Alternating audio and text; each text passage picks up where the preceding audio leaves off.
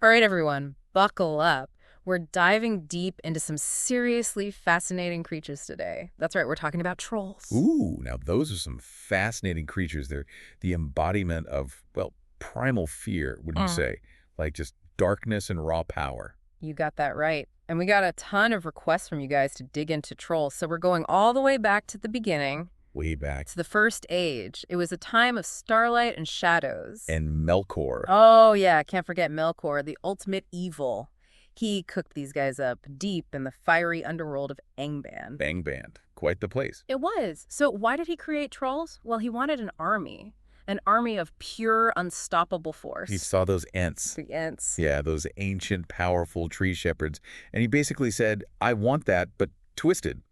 I need my own version. So it's like trees versus trolls, this epic battle of nature. Exactly. And there's this really cool parallel. Ents are to wood as trolls are to stone. Both are incredibly strong. But the Ents, they represent slow, like natural growth. While trolls are all about destructive power. Boom. Yeah, exactly. It's that classic good versus evil duality. And yet, for all their might, they have one glaring weakness. Oh, yeah. Sunlight. It's kind of poetic when you think about it. Trolls were born in darkness, Mhm. right? Yeah. So sunlight disrupts the very magic that, holds them together. Really? It said that their scone-like skin just turns inward, like it petrifies them. Oh, that's gotta hurt. Way worse than any sunburn. And you have to wonder how they got anything done. They weren't exactly known for their intelligence. Oh, yeah, that's right. Some trolls couldn't even speak, while others picked up bits and pieces of black speech from the orcs. The language of Mordor. Yeah, and that language is not known for its eloquence. So we have these massive, not too bright creatures who can't stand the sun. What did they do all day besides, well, turning into statues? Well, they had two main things that drove them. One, an insatiable hunger. Always hungry. Oh, yeah, often to the point of cannibalism, actually. And two, they had this unquenchable thirst for treasure. They sound like my kind of party guests. But really, treasure. Oh, yeah, mountains of it. But they couldn't actually use it, which is interesting. It's like this echo of Melkor's own desire for power. Like some monstrous hoarding situation, but on a grand scale. And sadly, their lack of brains often made them pawns in the game. Melkor, for example, used them as shock troops in his armies back in the First Age. Oh, yeah, those were brutal times. They played a pretty big role in the Battle of Unnumbered Tears, one of the most devastating conflicts in Middle-earth's history. Gothmog, the Lord of the Balrogs. I've heard of them. Scary guy. Oh, he was terrifying. But he actually had trolls as his personal guard. Whoa. Can you imagine facing down an army of those things? Absolutely terrifying. Even a legendary warrior like Huron, well, he managed to slay 70 trolls single-handedly. 70. Wow, that guy was tough. But anyway, the First Age, it came to an end. You'd think that'd be the end of the trolls too, right? Well, not quite. After Melkor's downfall, his lieutenant, Sauron, inherited a lot of his master's servants, Including the trolls. including the trolls and Sauron. He had plans for them, big plans. This is where things get interesting. He made them smarter. He did. Boosted their intelligence, their cunning. It's a little scary when you think about it. I mean, this is Sauron. He can manipulate shadows and forge rings of power. Oh, yeah, that's right. It's almost as if he took that raw power of the trolls and just, sharpened it, made them even more dangerous. Wow. So these, enhanced trolls, they just continued to roam Middle-earth. They did, lurking in the shadows. They were a constant threat for centuries through the Second and Third Ages. And now we're talking all kinds of trolls, right? Stone trolls, cave trolls, hill trolls. I have to admit, though, I'm really curious about those three trolls that Gandalf encountered in Eriador. Tom, Bert, and William. Ah, yes. The three trolls in the Misty Mountains. They could actually speak Westron, the common tongue of men. And get this, they had this rudimentary understanding of arithmetic. You're kidding. It's fascinating how Tolkien creates these layers of intelligence, even within creatures known for being, well, not that bright. So they weren't exactly criminal masterminds, but they had names, and they could count. That's pretty wild. Gandalf still managed to outsmart them, though. Turn them to stone. Good old Gandalf. But it does make you wonder, were these trolls inherently evil, or were they just products of their environment? That's a great question, and it's something we'll definitely dig into further. But before we get too philosophical, we can't forget about Sauron's ultimate troll upgrade. You're talking about the Olog-hai. The Olog-hai. They were Sauron's answer to, well, the troll's biggest weakness, sunlight. He bred them to be smarter, more agile, and most importantly, to withstand the sun. So now we have super trolls that can walk in the daylight. What did they do in the War of the Ring? Were they as terrifying as they sound? Oh, absolutely. They were key to many of Sauron's victories, especially in the Battle of the Pelennor Fields and at the Black Gate. Imagine these massive creatures just wielding bone-crushing hammers and wearing those black shields, marching relentlessly under the Mordor sky. That's a truly chilling image.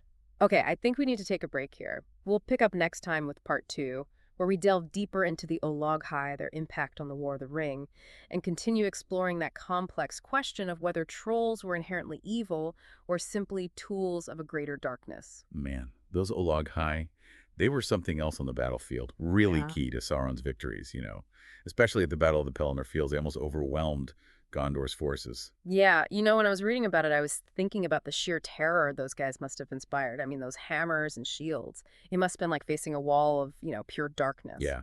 Plus, they could just walk in the sun, no problem. Totally different from those other trolls. Sauron's magic was strong. It's like he took what was wrong with trolls and, made it good but bad. Like you were saying earlier about how the Olog-hai's resistance to sunlight was tied to Sauron. What happened to them after the ring was destroyed? It's pretty wild, actually. So Sauron's power, it just vanishes, right? Yeah. And then the Olog-hai, they can't stand the sun anymore. Totally disoriented, like a bunch of cattle. They just got scattered, destroyed, like Sauron's will was part of them. And when it was broken, they were done. Wow. So everything's connected in Middle-earth, huh? Yeah. Even the fate of these, brutish creatures tied up in good versus evil. Totally. It's like power from darkness just doesn't last. Kind of like what happened to Melkor, Sauron's boss. Right, he wanted to rule everything and boom, gone. It's interesting. You mentioned the three trolls, Tom, Bert, and William earlier, and how they could actually talk and count. Yeah, it's weird. I mean, they had names and they could speak Westron, counted too. It makes you think, what if they grown up differently? Maybe they wouldn't be just, killing machines. I know. Like maybe it wasn't that they were evil. Maybe they were just made that way, raised in darkness. Yeah. Melkor and Sauron later, they just wanted to use the trolls' strength. So are we saying they were victims, like destined to be nothing but bad guys?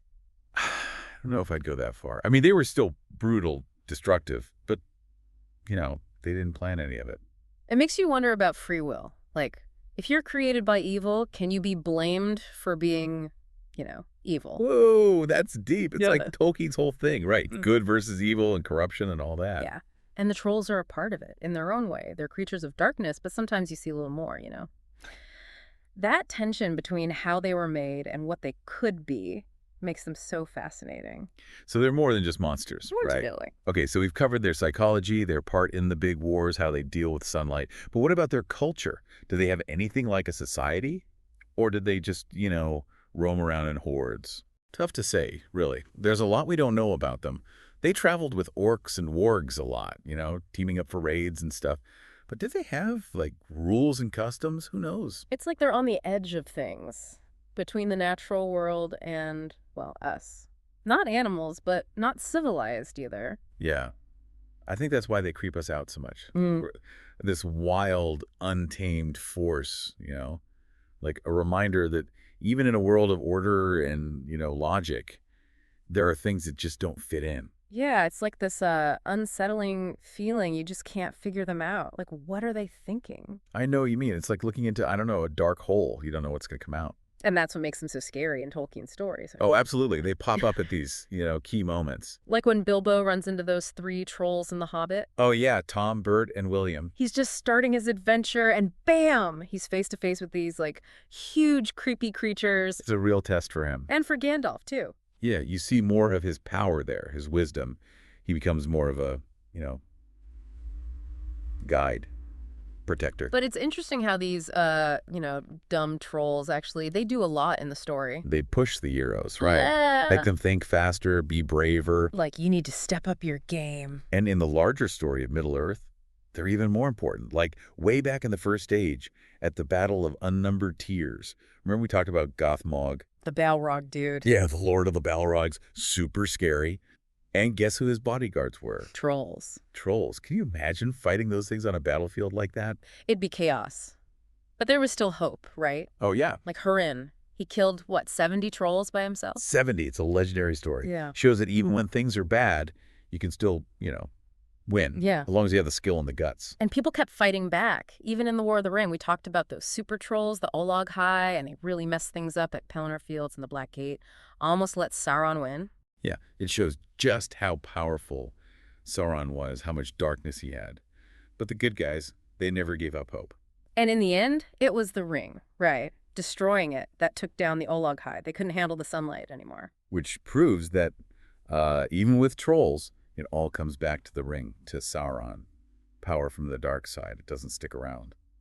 It's amazing, how Tolkien takes these big ideas, power, corruption, redemption, and puts them even into, like, troll stories. It makes you think about, what it means to be human. Totally. The trolls, they're strong and sometimes a little bit smart.